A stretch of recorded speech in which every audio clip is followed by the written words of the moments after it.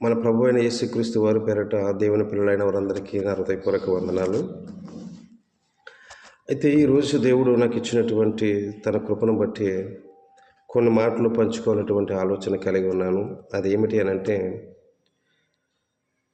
ఈరోజు ఎక్కడ చూసినా, ఏ ప్రాంతంలో చూసినా, ఏ సంఘంలో చూసినా, ఏ గ్రామంలో చూసినా సరే మనకి ఎదురవుతున్నటువంటి పరిస్థితులు ఏంటి అని అంటే,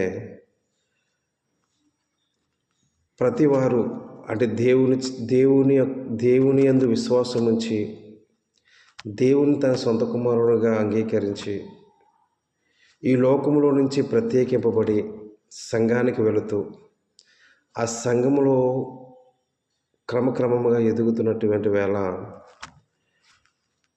అట్టి వారిని ఈ లోకము ఏం చేస్తూ ఉంటుంది అని అంటే హేళన చేస్తూ ఉంటుంది.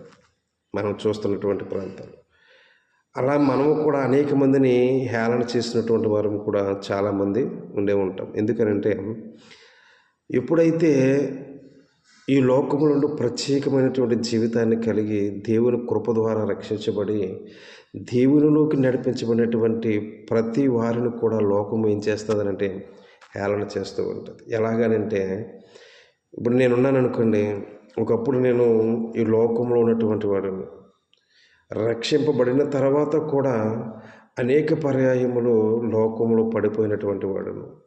అయినప్పటికీ దేవుడు తన కృప చొప్పున మా అందరిని మరలా రక్షించి తన సన్నిధిలో నిలబెట్టినందుకే దేవునికి వందనాలు. ఎందుకనంటే ఈ మాట చెప్తున్నామంటే, ప్రతిరోజు కూడా ఇలాంటివైనటువంటి సమస్యలు ఎంతోమంది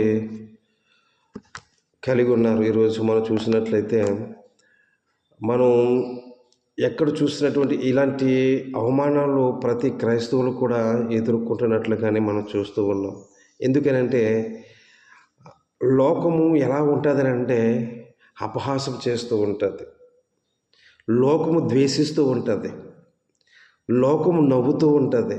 నిన్నటి వరకు ఇడు మాతో ఉన్నవాడు, ఇడు మాతో కలిపి మందు తాగినవాడు, మేము వెళుతున్నటువంటి ప్రాంతాలకు వచ్చినవాడు, వీడు మాతో పాటు తిరిగినవాడు, కానీ ఈరోజు దేవుని సన్నిధిలోకి వెళ్ళి అనేకమైనటువంటి వాక్యాలను ప్రకటిస్తున్నాడు, అనేకమైనటువంటి పాటలు పాడుతున్నాడు అనేటువంటి ఒక ద్వేషాన్ని లోకము కలిగినట్లుగా మనం చూస్తూ ఉంటాం. ఎందుకంటే ఒకప్పుడు నేను కూడా ఇలాంటి పరిస్థితులు ఎన్నో ఎదుర్కొన్నానండి. ఎందుకంటే నేను సంఘానికి వస్తున్నప్పుడు ఏదైనా మాట్లాడాలన్నా, ఒక పాట పాడాలన్నా ఏమంటారు ప్రజలు, ఎలా రియాక్ట్ అవుతారు, అపహాసం చేస్తారేమో, నవ్వుతారేమో, ఎన్నో భయంగా ఉండేవానండి. కానీ దేవుడు లేఖనములు నాకు ఒక మాట దేవుడు నాతో మాట్లాడాడండి. ఏమిటి అంటే, పరిపూర్ణమైనటువంటి ప్రేమ మనం ఎప్పుడైతే కలిగి ఉంటామో అప్పుడు మనకి ఏముండదని అంటే భయం ఉండదండి. ప్రేమలో భయం ఉండదు అంటాడు. పరిపూర్ణమైన ప్రేమ భయమును వెళ్ళగొడుతుంది. ఎప్పుడైతే దేవుణ్ణి పరిపూర్ణంగా మనం ప్రేమించగలుగుతూ ఉంటామో, ఎప్పుడైతే దేవుణ్ణి హృదయపూర్వకంగా మన హృదయాలలోకి స్వీకరించగలుగుతూ ఉంటామో, ఎప్పుడైతే దేవునికి మనల్ని మనం అర్పితం చేసుకుంటామో, అంకితం చేసుకుంటామో, అప్పుడు ఏమవుతామో అని అంటే మనలో ఉన్నటువంటి భయము క్రమంగా తొలగిపోతూ ఉంటుందండి. అందుకే నేను ఈరోజు ఎన్నో పర్యాయాలు అనుకునేవాడిని, కానీ వీడియో చేస్తే ఎవరన్నా ఏమని అనుకుంటారేమో, అపహాసం చేస్తారేమో, నవ్వుతారేమో, హేళన చేస్తారేమో అనేటువంటి భయంతో నేను చాలా రోజులుగా నేను ముందుకు రాలేదు. కానీ దేవుని కృపను బట్టి ఈరోజు మీతో మాట్లాడగలుగుతున్నానంటే ఎందుకంటే నన్ను బలపరిచేటువంటి వాక్యం, పరిపూర్ణమైన ప్రేమ భయమును వెళ్ళగొట్టును. ప్రేమ భయమును వెళ్ళగొడుతుంది. కాబట్టి దేవుని మనస్ఫూర్తిగా నేను అంగీకారంగా ఉన్నాను కాబట్టి నాలో భయం అనేది లేదు. లోకం ఏమనుకున్నా, ఎలా మాట్లాడుతున్నా, ఎవరు ఏమనుకున్నా, ఎవరు హేళన చేస్తున్నా, ఎవరు నన్ను తక్కువ చేస్తూ ఉన్నా, నా కొరకు ప్రాణం పెట్టిన యేసయ్య నా కొరకు ఉన్నాడు అన్నటువంటి ఒక నిత్యమైనటువంటి సంకల్పంతో మీ ముందుకు వస్తూ ఉన్నాను. కాబట్టి ఈరోజు దేవుడు నాతో మాట్లాడేది ఇదే విషయాన్ని దేవుడు నేను పంచుకోవాలనుకుంటున్నాను. అది ఏంటి అంటే, యోహాను గారు రాసినటువంటి మొదటి పత్రిక 3వ అధ్యాయము 13వ వచనములో ఇలా రాయబడి ఉందండి. సహోదరులారా, లోకము మిమ్మల్ని ద్వేషించిన యెడల ఆశ్చర్యపడకుడి, ఆశ్చర్యపడకుడి. లోకము మిమ్మల్ని ద్వేషించిన యెడల ఆశ్చర్యపడకుడి. నిజమే, లోకము మనల్ని ద్వేషిస్తూ ఉంటుందండి. నిజమే. ఎందుకనంటే ఇప్పుడు మనం ఎక్కడున్నామనంటే పాపమును విడిచిపెట్టి పరిశుద్ధతలోకి వచ్చాము, అపవిత్రతను విడిచిపెట్టి పవిత్రతలోకి వచ్చాము, అన్యాయమును విడిచిపెట్టి న్యాయములకు వచ్చాము. కాబట్టి ఈరోజు లోకమునకు మనం ఎలా ఉంటామంటే ద్వేషించేవారిగా ఉంటాం. మనం ద్వేషిస్తూ ఉంటారు, అయినా పర్వాలేదు. కాబట్టి ఇక్కడ లేఖనం చెప్తుంది, మనం ఆశ్చర్యపడకూడదు. ఎందుకనంటే మనము సహోదరులను ప్రేమించుచున్నాము గనక మరణములోని జీవములోనికి దాటి ఉన్నామని ఎరుగుదుము. మనము సహోదరులను ప్రేమించుచున్నాము గనక మరణములోని జీవములోనికి దాటి ఉన్నామని ఎరుగుదుము. ఏంటంటే సహోదరులను ప్రేమించడం అనంటే ఒకరోజు ఎవరి గురించి మనం ఆలోచన ఉండదండి. ఎప్పుడైతే దేవుని ప్రేమకు మనం అంకితమై ఉంటామో, దేవుని యొక్క లేఖనాలను మనం ఎప్పుడైతే చదువుతూ ఉంటామో, దేవుని యొక్క మాటకు మనం ఎప్పుడైతే గౌరవాన్ని ఇస్తూ ఉంటామో, అప్పుడు మన కొరకు కాదండి, మన సహోదరుల కొరకు కూడా మనం ఏం చేస్తూ ఉంటామంటే దేవుని సన్నిధిలో మనం ప్రేమించేవారిగా ఉంటాం. నిజమేనండి. ఒకప్పుడు ఎవరి కొరకు నేను ఆలోచించేవాడిని కాదు, ఎవరి కొరకు ప్రార్థించాలని ఉండేది కాదు. నా కొరకు, నా జీవితం నా కొరకు అన్నట్టే ఉండేది. కానీ పరిపూర్ణమైనటువంటి దేవునికి మనం ఎప్పుడైతే సమర్పించుకుంటామో, మన కొరకు అంటే, మన బిడ్డల కొరకు, మన జీవితాల కొరకు అంటే, మన చుట్టూ ఉన్న వారి కొరకు ఎక్కువ ప్రేమ కలిగి ఉండాలనిపిస్తూ ఉంటుంది. కాబట్టి దేవుడు ఏం చెప్తున్నాడంటే, ఎప్పుడైతే మన సహోదరులను మనం ప్రేమిస్తూ ఉంటామో, మనల్ని ద్వేషించే వారినైనా, మనల్ని అసహించుకునే వారినైనా, మన హేళన చేస్తున్న వారినైనా మనం ప్రేమించగలిగితే మనకేముంటుందంటే మనం జీవములోనికి దాటి ఉన్నాము. మరణములో నుండి జీవములోనికి దాటి ఉన్నాము. ప్రేమ లేనివాడు మరణమునందు నిలిచి ఉన్నాడు. కాబట్టి ఈరోజు దేవుడు తన కనికరం కలిగి మనల్ని ప్రేమించాడు. ఆయన అంటాడు కదా, మనము ప్రేమించామని కాదండి, ఆయనే మనల్ని మొదట ప్రేమించాడు.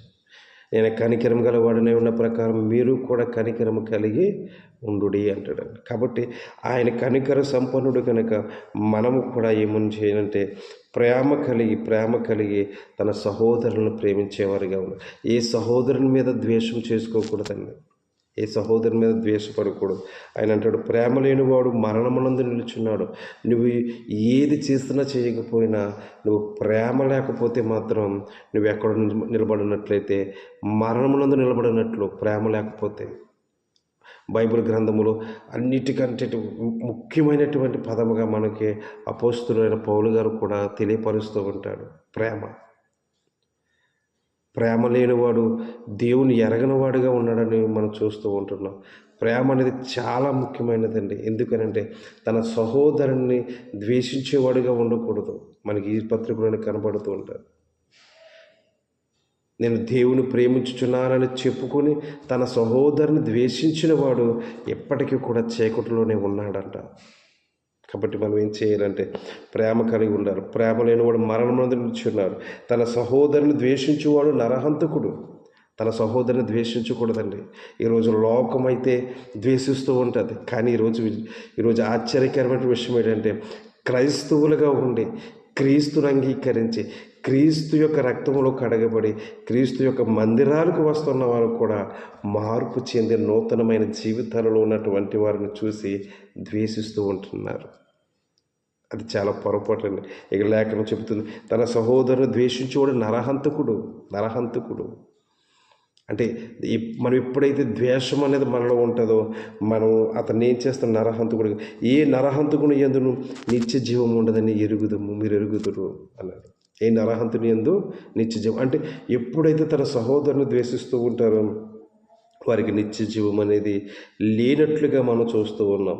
16వ వచనం చూసినట్లయితే, ఆయన మన నిమిత్తము తన ప్రాణము పెట్టెను గనక దీని వలన ప్రేమ ఎట్టిదని తెలుసుకొనుచున్నాము.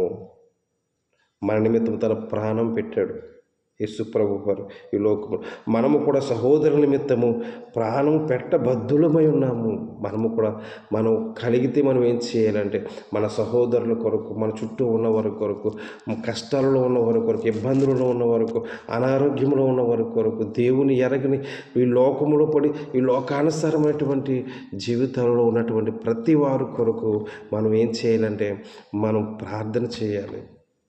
మన దేవుని సన్నిధిలో విజ్ఞాపన చేయాలి. మనం మన కొరకు ఎలా చేసుకుంటున్నామో అంతకంటే మనం దేవుని సన్నిధిలో మన సహోదరుల కొరకు ఏం చేసి ప్రాణము పెట్టబద్ధులమై ఉన్నాము అన్నాడు. అంటే ప్రాణం మనం పెట్టలేము, కానీ మనం అలాంటి పరిస్థితుల్లో వారి కొరకు మనం ప్రార్థించేవారిగా ఉండాలి. ఇక 17వ వచనంలో, ఈ లోకపు జీవోన్నతిపతి గలవాడు ఉండి తన సహోదరునికి లేమి కలుగుట చూచి అతని ఎడల ఎంత మాత్రం కనికను చూపనివ్వనందు దేవుని ప్రేమ ఎలాగ నిలుచును. ఇక్కడ ఏం చెప్తున్నాడో చూడండి. ఆయన ఈ లోకపు జీవోన్నతిపతులు కలిగి ఉన్నప్పుడు తన సహోదరునికి లేమి కలిగినప్పుడు నీ పొరుగువాడు కావచ్చు, నీ సహోదరుడు కావచ్చు, నీ ఇంటి నీకు తెలిసినవాడు ఎవడైనా సరే లేమి కలిగినప్పుడు తనకి నువ్వేం చేయాలి అని అంటాడంటే కనికరం చూపాలి. నువ్వు చేయగలిగినదంతా దేవుడు నీపై ఏ విధముగా కనికరం చూపుతున్నాడు, దేవుడు నిన్ను ఏ విధంగా తన రెక్కల చోట నిన్ను భద్రపరుస్తూ నిన్ను కాపాడుతున్నాడు, నిన్ను పోషిస్తూ ఉన్నాడో ఆ రీతిగానే దేవుడు మన ఎడల కనికరం కలిగినట్లుగా మనము కూడా కనికరం కలిగి మన సహోదరుల మీద ఉండాలని చెప్తున్నాడు. 18వ వచనం, చిన్నపిల్లలారా మాటతోనూ నాలుకతోనూ కాక క్రియతోనూ సత్యముతోనూ ప్రేమిద్దాము. మాటలతో కాదండి. ఈరోజు చాలామంది మాటలు ఒకలా ఉంటాయి, క్రియలు ఒకలా ఉంటాయి. ఇక లేఖనం ఏం చెప్తుందనంటే మీరు ఎలా ఉండాలంటే మాటతోనూ నాలుకతోనూ కాక క్రియతోనూ సత్యముతోనూ ప్రేమిద్దాము. క్రియ చేయాలండి, క్రియలు చేయాలి. సహాయం చేయాలంటే నేను ఏదో నీకు చేసేస్తానని మాటలు చెప్పడం కాదండి. తన సహోదరునికి ఏదో ఒకటి సహాయం చేయాలంటున్నాడు ఆయన. క్రియారూపకము ఉండాలి. క్రియలు లేని విశ్వాసం మృతం అంటున్నాడు. యాకోబు పత్రికలో మనం తెలుసుకున్నట్లయితే మనకు తెలిసిన ఎన్నో వాక్యాలు మనం వింటూ ఉన్నాం, కానీ ఆ వాక్యాలను మనం వరకు వచ్చినప్పుడు దాన్ని అనుసరించేవారుగా మనం ఉండలేకపోతున్నాం. కానీ ఈరోజు లోకము మనం ద్వేషిస్తూ ఉంటుంది. మనం ద్వేషించేవారుగా ఉండాలి.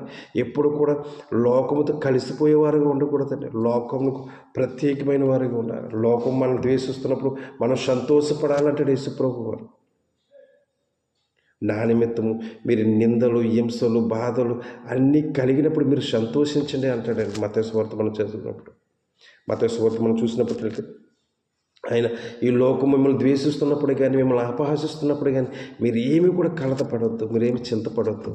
ఎందుకనంటే ఈ లోకం నన్ను కూడా ద్వేషించింది, నన్ను కూడా అపహసించింది, నన్ను కూడా అవమానించింది, నన్ను కూడా హేళన చేసింది. కాబట్టి ఈ లోకముకు మీరు ఎప్పుడు లోకముల గురించి ఆలోచించేవారుగా ఉండకూడదని మనకు లేఖనాలకు తెలియపరుస్తుంది.